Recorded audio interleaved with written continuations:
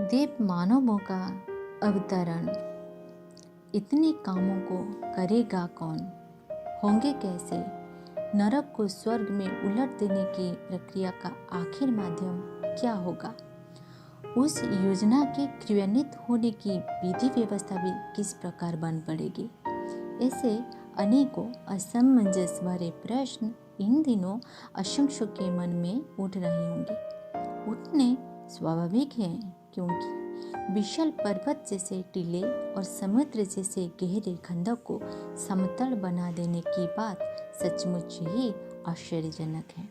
कई बार तो वैसा बन पड़ने का विश्वास तक नहीं होता, पर आस्थावानों को अविश्वास करने का कोई कारण नहीं। संव्याप्त अंधकार की गहरी और लंबी निशा में जब हाथ को हाथ नहीं सजाते, पलट कर सो जाने के अतिरिक्त और कुछ समझ में नहीं आता, तब ना जाने क्या आश्चर्य होता है कि ब्रह्म मुहूर्त, उषा काल और अरुणोदय का सिलसिला आरंभ होकर दोपहर के तपते दिनमान में बदल जाता है। इसे कहते हैं असंभव का संभव होना।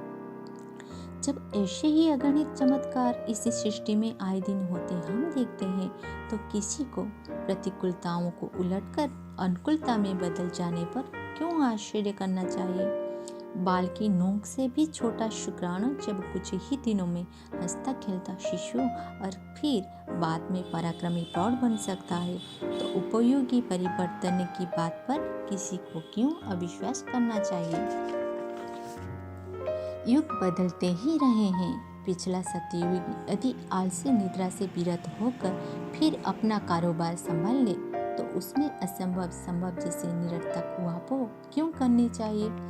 मनुष्य के लिए तो एक चिंटी उत्पन्न करना तक असंभव है, पर भगवान इसे अपने धरातल पर क्षण क्षण में कोटि कोटि संख्या में चित्र विचित्र आकृति प्रकृति के प्राणी उत्पन्न करता रहता है। आस्तिकों को तो कम से कम यह तथ्य भूलना ही नहीं चाहिए।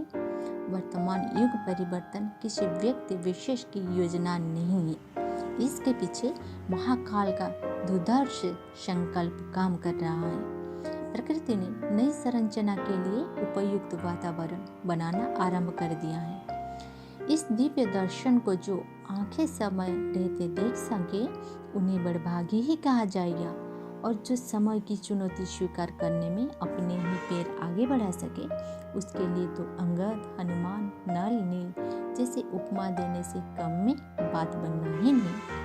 इन्हीं दिनों एक प्रचंड शक्तिशाली जाज्वल्यमान तारा प्रकट हो रहा है, जिसकी लपलपाती लपेटें संसार भर के जीवन और संवेदनशील मनुष्यों को झकझोर कर खड़े करती और कार्य क्षेत्र में उतारने के लिए बाधित करेगी। यह देव समुदाय दिखने में भले ही रिच पानोरु जैसा है, पर पुरुषार्थ ऐसा करेंगे जिसे असंभव को संभव बनाने जैसा माना जा सके। ईश्वर विश्वासी ये जानते हैं कि भगवान का अनुग्रह जहाँ साथ है, वहाँ असंभव जैसी कोई चीज शेष नहीं रह जाती। जब आवेश की ऋतु आती है, तो जटायु जैसा जीर्ण शीर्ण भी रावण जैसे महायोद्धा के साथ निर्भय होकर लड़ पड़ता है। गिलहरी श्रद्धामय श्रम दान देने लगते हैं, और सर्वथा निर्धन शबरी अपने संचित बेरों को देने के लिए भाव विभोर होती हैं।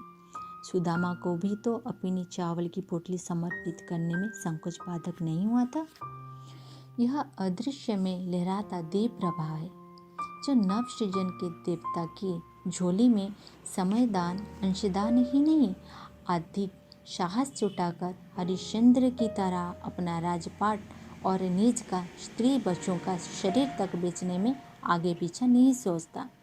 देवी आवेश जिस पर भी आती है, उसे बढ़ चढ़कर आदर्शों के लिए समर्पण कर गुजरे बिना चैन ही नहीं पड़ता।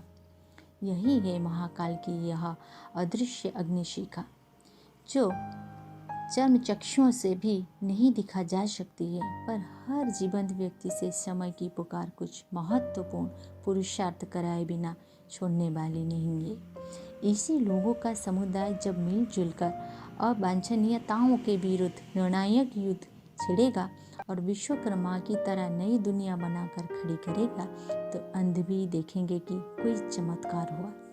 पतन के गर्त में तेजी से गिरने वाला वातावरण किसी वेधशाला से छोड़े गए उपग्रह की तरह ऊंचा उठकर अपने नियम कक्षा में द्रुतगामी से परिभ्रमण करने लगेगा। अपने युग का अवतार हर किसी को दो संदेश सुनाएगा, एक आत्म परिष्कार और दूसरा सत प्रवृत्तियों का समर्थन। ध्वंस और सृजन की यह दूसरी प्रक्रिया इन्हीं दिनों तेजी से चलेगी और निरर्थक टोले के गिराती भयंकर खड्गों को पाटती हुई सब कुछ समतल करेगी। ऐसा समतल जिस पर नंदनवन और चंदनवन जैसे अगणित उद्यान लगाए जा सके। अंतरिक्ष से धरती पर उतरने वाली युग चेतना गंगावतरण की तरह धरती पर गिरेगी। मत्स्यावतारों को पीछे छोड़ देने वाली गति से आगे बढ़ेगी। उसका कार्य क्षेत्र असीम होगा। जल, थल और नभ की समूची परिधि उसकी पकड़ में होगी। फिर क्या होगा? उत्तर एक ही है, विचार परिवर्तन, करुणा से ओतप्रोत भाव संवेदनता, व्यक्तियों से संयम और कार्यक्रम में आदर्शवादी पराक्रम। बस इतने भर नवगठन से अपनी दुनिया का काम चल जाएगा। उसमें वे सभी समस्याएं जो इन दिनों सुरसा, सिंहिका, ताड़का और शूर्पणखा जैसी विकरालता धारण किए हुए हैं, अपना अस्तित्व गंवाती चली जाएगी। फिर सृजन, अभ्युदय, उत्थान ने तो निश्चय किया है कि साधनों के अभाव वाले सतयुग की तुलना में आज अपेक्षाकृत अधिक साधन संपन्न और बुद्धि कौशल प्राप्त होने के कारण वह मात्र सतयुग की पुनरावृत्ति न करेगा, वरन धरती पर स्वर्ग उतार कर रहेगा। दुर्गावतरण की पुरानी कथा का अब नया संस्करण नई सज धज के साथ नई सिरे से नए रूप में प्रकट होने के लिए सहमति भी नहीं, उतारू भी हो गया है। देव मानव अपनी संयुक्त शक्ति को पहली बार संगठित करेगा। उन्हें अनुभव हो गया है कि पिछले दिनों उनने ज्ञान, कर्म और भक्ति की साधना तो की, पर यह भूल गया कि उन्हें संगठित शक्ति का अभिनव जागरण करना चाहिए और जहाँ तक उसका प्रभाव पहुँचे वहाँ उन्हें उच्च स्तरीय आलोक का मुक्त हस्त से विस्तार करना चाहिए। उनने अपनी पिछली भूलों को सुधारने का निश्चय किया है कि और कार्यक्रम बनाने की जिन भी मनुष्य में जीवट पाया जाएगा उन सभी में देवत्व का उदय किए बिना बेचैन से नहीं बैठ पाएगा। लगता है कि विश्व चेतना ने अपनी रीति, नीति और दिशाधारा में उज्जवल भविष्य की संरचना कर सकने वाले सभी तथ्यों का परिपूर्ण समावेश कर लिया है। उसी का उद्घोष दसों दिशाओं में गूंज रहा है। उसी की ललिमा का आवाज अंतरिक्ष के हर प्रकोष्ठ में परिलक्षित हो रहा है। ना जाने किसका पांजन बज रहा है, एक ही ध्वनि श्रुत कर रहा है, बदलाव, बदलाव, बदलाव, उच्च स्तरीय बदलाव, समग्र दिशा में बदलाव। यही होगी अगले समय की प्रकृति और नियति।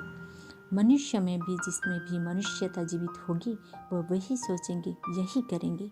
उसकी परिवर्तन प्रक्रिया अपने आप से आरंभ होगी और परिकर को प्रभावित करती हुई समूचे समाज को महाकाल के अभिनव निर्धारण से अवगत और अनुप्राणित करेगी।